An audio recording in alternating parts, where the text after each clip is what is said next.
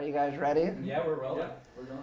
All right. So, Steven, what was and is the #1 difficulty that you've had with your dyslexia, even though you've just been diagnosed only a few years ago? Yeah, 5 years ago I was diagnosed as having been dyslexic for my entire life, and which explained a lot of things. It was like the last puzzle part in a tremendous mystery that I've kept to myself all these years.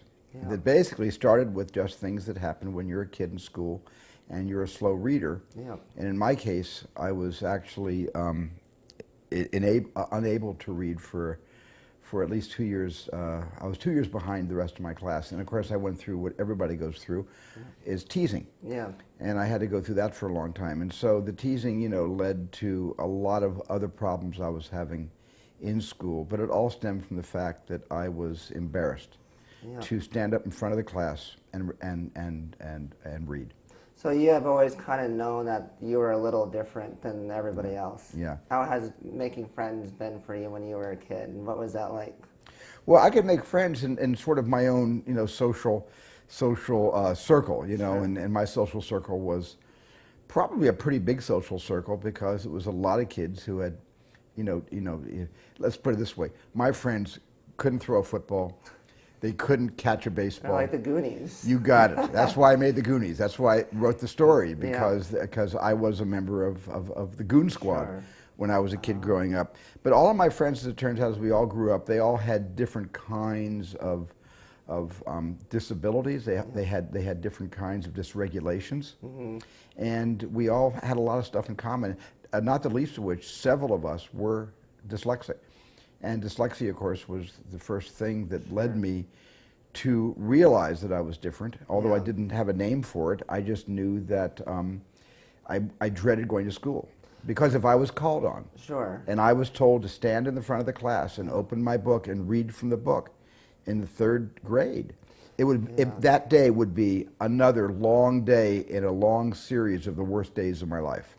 Was there ever a teacher that said, you know, because normally the curing of dyslexia or the coping starts with a caring teacher saying, you know, there's something a little different about you and I would like to help you. Was there ever a teacher that said, you know, we should work on this together? Yes, there was. There were teachers that didn't quite understand why I was so behind the rest of the class in my reading skills, and talked to my parents about it. But there was nothing, you know, we're talking about the 1950s, and there was not a program. There were not books being written about dyslexia. Nobody diagnosed me as being dyslexic, and so all they could do was assume that I wasn't studying hard enough, that I wasn't reading hard enough, that I was perhaps lazy. Yes. And which one of your parents were more involved in helping you in school? My mom. Your mom, yeah. My mom was involved in things like, you know, English and you know, and my dad was very involved with me with math and history. But they were both really, really caring parents in terms of my keeping up with my studies. And they were very, very strict about the homework, and they're very, very strict that the television set was not to go on until they checked my homework.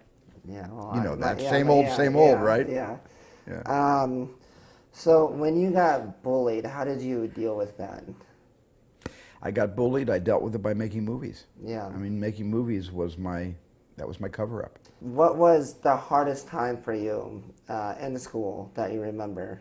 Well, you know, it was just that period, I think, of probably junior high, I would say, in about 7th, 8th grade, and also some high school. I think junior high. You know, kids, before they start to see themselves from, you know, the point of view of others, can be really, really harsh, really, really mean. Yeah. And they can't help it, and they don't even know they're being mean. Exactly, yeah. You know, so as an adult, I can look back and I don't have any... They don't realize the damage they're doing. I have no resentment or anything to what I went through as a kid, because I kind of understand it. Sure. But at the same time, I think it was those junior high school years that were the hardest for me. Yeah. Well, I think that's just the hardest time for every kid, because every kid is crazy, whether you have dyslexia or not. Well, we all have a lot of energy growing up. Yeah, and, you know, that energy can be put to constructive use, and sometimes it can be put to damaging use when you bully someone else, when you tease someone else, when you want to feel like you have absolute power. They don't know how to handle it. Very, very hard to, when you have that much to say. Yeah. And sometimes what you have to say is being said against others to make yourself feel superior. Yeah. And other times, but I never felt like a victim. That was the important thing. I never felt like a victim. I think movies really helped me, kind of saved me from shame, from guilt, from putting it on myself when it wasn't really, my own burden. It wasn't my burden. And I think making movies was my great escape. That's really how I was able to get away from all of that. And you think that can kind of show through your movies, you showed like how you felt, or just what you felt about the world, or what you felt about people teasing you, I guess, or what you were going through? Not really. My first movies didn't do that. My first movies were just basically imitations of movies I was going out to theaters to see. So they were pure, genre movies, war movies, westerns, science fiction. Well, and there were no statements. I made no statements. I'm talking about my 8mm movies. I'm going way back before I became a director. Yeah. And I'm just saying that in light of feeling a little bit like an outsider, movies made me feel inside my own skill set. Do you wish that you were diagnosed earlier than you were? Yes. Why? Because I wish I had somebody helping me to understand that there were many, many others like me. And even my own friends who we weren't even able to articulate what was going on in our lives. I know several of my friends were just like me, but we didn't have the skills to talk to each other about it. Sure. And I wish I had somebody in my life then that was really able to do an intervention and get me through those rough years. Because I know, the only reason why I ask you is because sometimes when kids are diagnosed, they don't want anything to do with it. And, it sounds like you would, go out to get help immediately.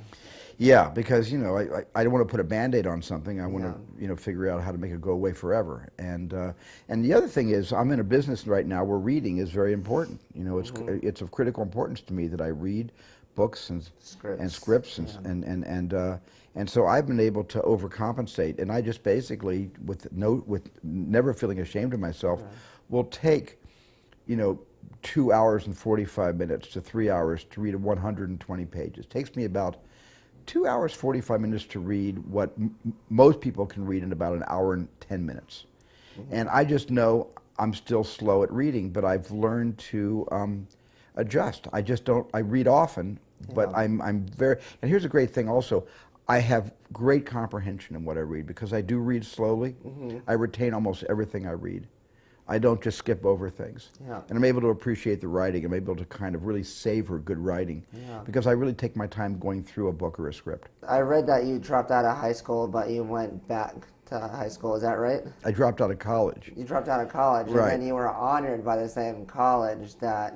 Well, I was. What happened was I began having children of my own. I dropped out of college to be a director when I was 21 or 22 years old, and I still had a couple of years left, and I think I was a sophomore when I really dropped out.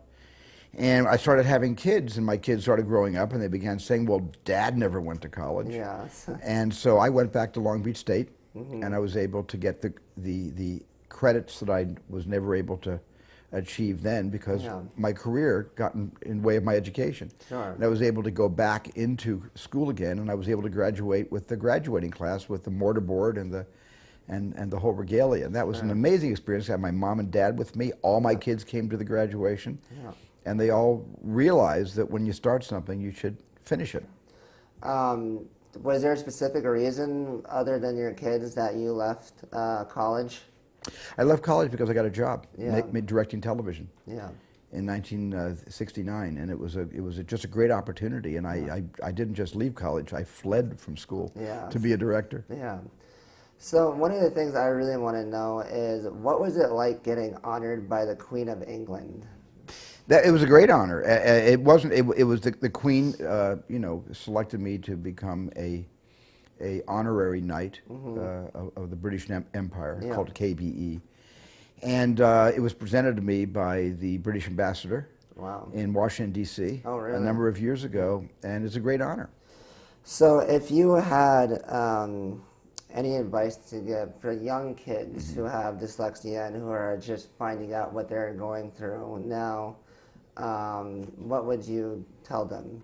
Just that it's more common than you've ever could imagine, and that you're not alone, and that there are ways to accelerate your reading skills, to accelerate your comprehension, and there are ways to deal with it. It's not an incurable thing. It's something you're going to have the rest of your life, but you can sort of, dart between the raindrops to get where you want to go, and it will not hold you back. Thank you very much, Quinn, Steven. thank you, my friend. Good to talk to you. You too.